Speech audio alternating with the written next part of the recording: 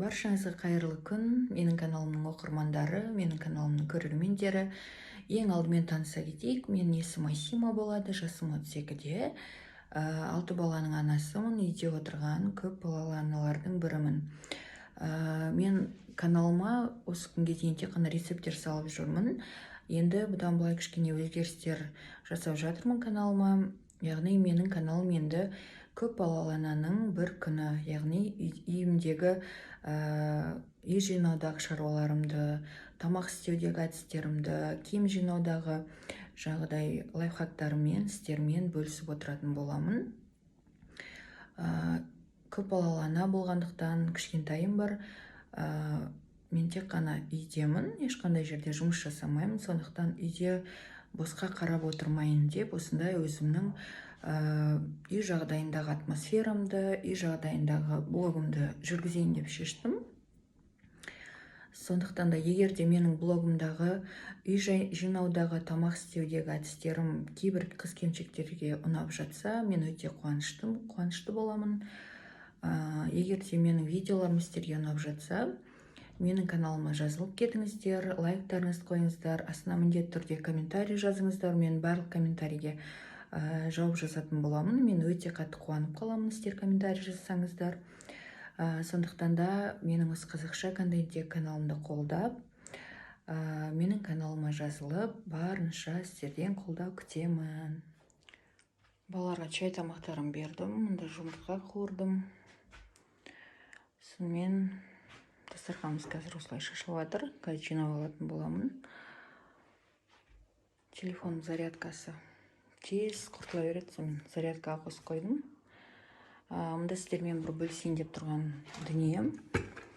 Мен жақында балаларыма енді мектеп уақытысы, садик уақытысы болғандықтан осындай кішкентайларға 3 тал су ішетін алдым. Көріп тұрғандарыңыздай пластмасса, сыртқы дизайны бәрі әдемі. Бірақ та маған просто ұнамайды тұрғаны бұл су ішетіндердің. Таңертең мұны тура мында шық еткізіп жабатын жері алып тасынып қалды. Жұқа пластмасса. Және де ішіне су құйғаннан кейін былай енді қозғалады ғой, бала қозғалтса, ол кәдімгідей бүйтіп төгіліп кетеді. Сондықтан да білмеймін, дәл осындай су құйғышты алуға кеңес бермеймін. Бұдан басқаша сапалырағын алыңыздар. Сол, қазір енді осы комнатаны жинап тастайтын болам. Алып кеттік қыздар. Мұнда кір салып қойдым машинкаға. Мен ыдысымды жуып болам дегенше кір жуылып болады деген ойдамын. Даже одан бұрын да жуылып болады.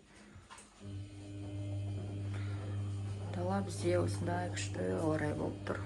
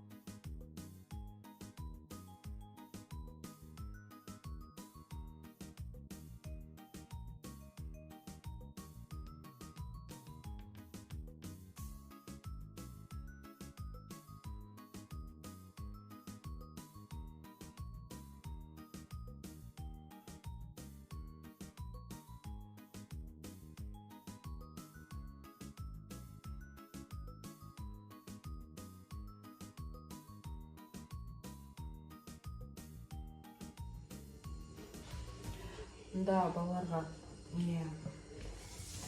каша жасайын деп жатырмын. Күріштен каша.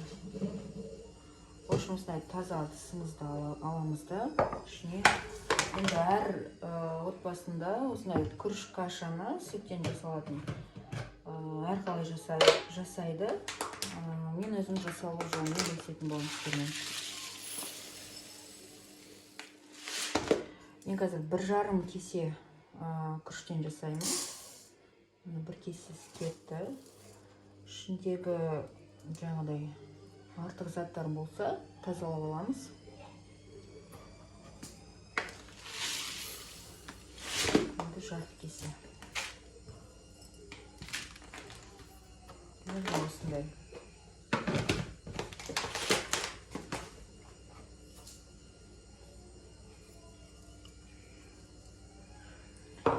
Осы күрішті 5-6 рет жақсылап тұрып жуып алатын боламын.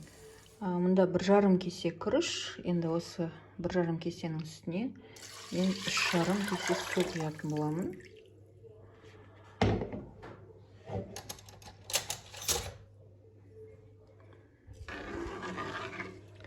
Су құйғаннан кейін газымыздың астын жағып, күрішімізді бір қайнатып аламыз.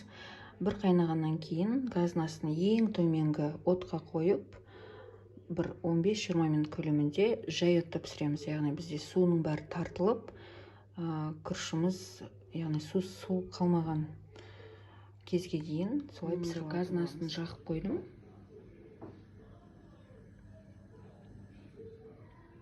Қазір бір қайнайды, бір қайнағаннан кейін кішкентай қасықпен 1 шай қасық тұзымызды саламыз да, ары қарай өте жай отта 15-20 минут көлемінде пісіріп алатын боламыз.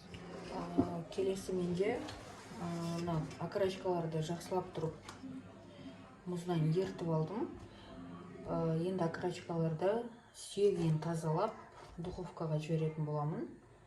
Яғни бір сағат көлемінде бізде духовкаға пісіріп аламын. Мен бүгін балаларға донер жасап берейін деп жатырмын. Балалар неше уақыттан бері донер сұрап жүр. Донер сатып алмай-ақ үй жағдайында өзіміз жасап балаларға берсек, ол кезде бізге әлдеқайда арзанға болады. Сондықтан алдағы уақытта донер жасаймын. Менімен бірге болыңыздар.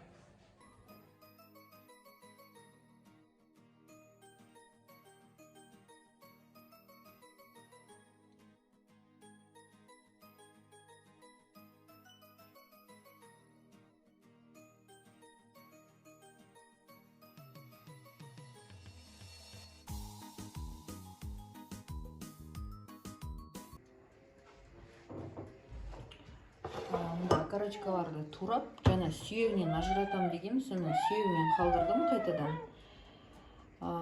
Жақсылап турап жуып алдым. Онда кішкене ғана кетчуп, майонез салдым.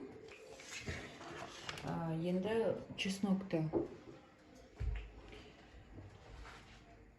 аршып, осылай кішкентай теркадан өткізіп алдым. Енді осыған салатын боламын чеснокты. Чеснок деген окорочканың дәмін күшті келтіреді. Осыған кішкене ғана қара бұрыш салып жіберемін. Осынша ғана жетеді. Және паприка қызарту үшін. Паприкадан да көп салған жоқпын, аз ғана салдым, себебі ішінде кетчуп бар менде. Енді осыны жақсылап тұрып, қолымызбен араластырып алатын боламыз.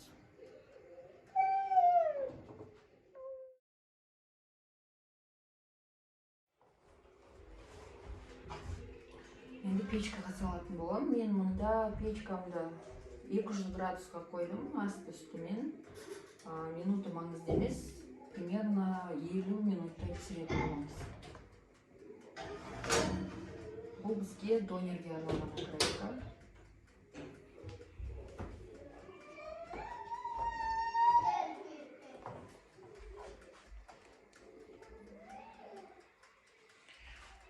Ал мұнда жаңа күріш пісіп жатыр. Тағы да бір 5 минуттай тұру керек. Сонда бір 20 минут көлемінде біз күрішті пісіріп алатын боламыз. Қыздар, менде күріш осылай дайын болды. Суға пісті күріш менде. Енді осы дайын күріштің үстіне сүт құятын боламын.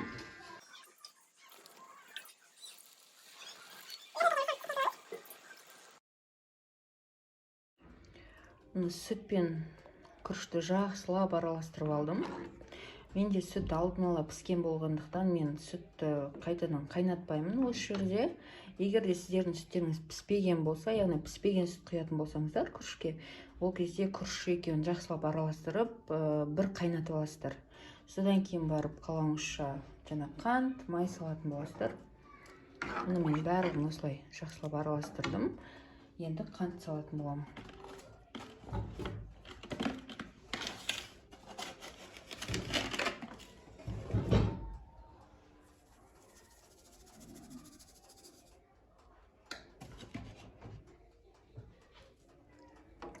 Енді қантымызды да ергенше бір араластырып аламыз. Мен май салмаймын.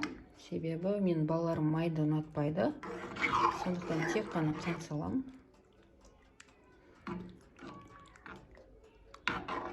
Мұны менде каша дайын болды.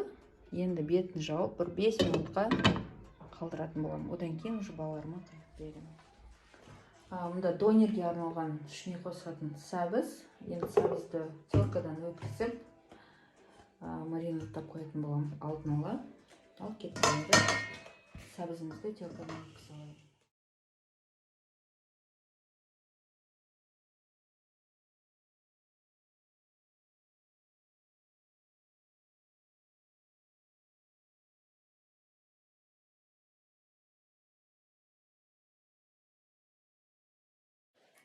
Мен жақсылап теркадан өткізіп алдым.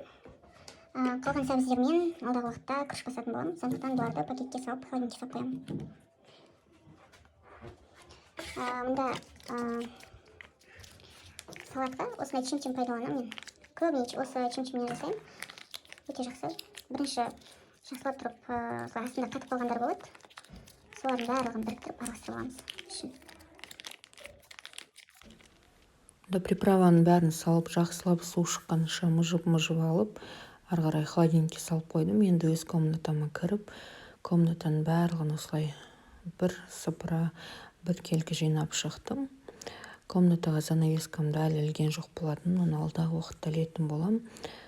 Мұны осылай кішігірім жинастырып шықтым. Енді келесі залға кіріп, залды да жинап алайын деп шештім. Мұнда диван жапқыштарды жуып алған болатынмын. Сонымен осылай соңғысында қаптап тастадым. Балалар деген үйдің әр бөлмеге ойыншықтарын шашып ойнап тастайды ғой. Енді мусорларым теріп, осылай кішігірім жинастырып қойдым. Енді донердің картошкасын турауға кірістім. Мен осындай арнайы насадкамен турап жатырмын. Фрилерім кішкене әдемірек болсын деп. Немесе пышақпен де турап алсаңыздар болады. Мұны барлығын осылай турап алдым.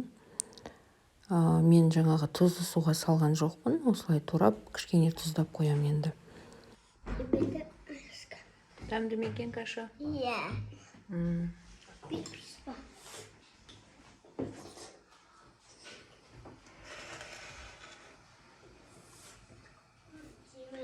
мұнда картошканың бәрін турап алдым. Енді қуыратын болам қазір. Каша ішесің ба? Әкел.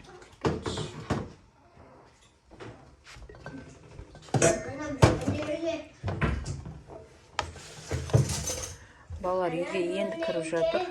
Кашаларын ішуге.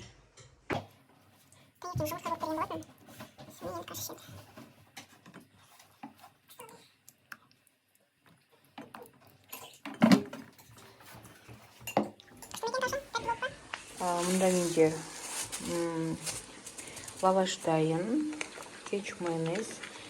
Кетчуп майонездің шеттерін осылай кесіп алдым. Қайшымен салат, гречка, қияр помидор, фри. Осындай барлығы дайын болды. Мұнда қалған қиылар қуырылып жатыр. Ал енді мен донерімді бастайтын боламын. Кеттік ал. Енді мұнда донерім жасауға кірістім. Барлығын көріп тұрғандарыңыздай бірінен кейін бірін салып, жақсылап орап, вафельницаға салып ысытып алып жатырмын. Вафельницада арнайы бір донер жасағанға деген сияқты сондай бір насадка бар. Соған салып ысытып алып жатырмын. Прям жақсы күшті болып жатыр ғой. Балалар көріп тұрғандарыңыздай ары бер кіріп шығып жатыр. Мұны бір донер дайын, енді екінші донерді алып жатырмын. Өзіме ұнап жатыр, осындай күшті болып шығып жатыр ғой. Енді мұнда балаларыма алдыңғы жасалған донерлерді ортасынан бөліп бердім. қазір сіздерге көрсететін боламын. Сырты осындай күшті қытырлақ болады.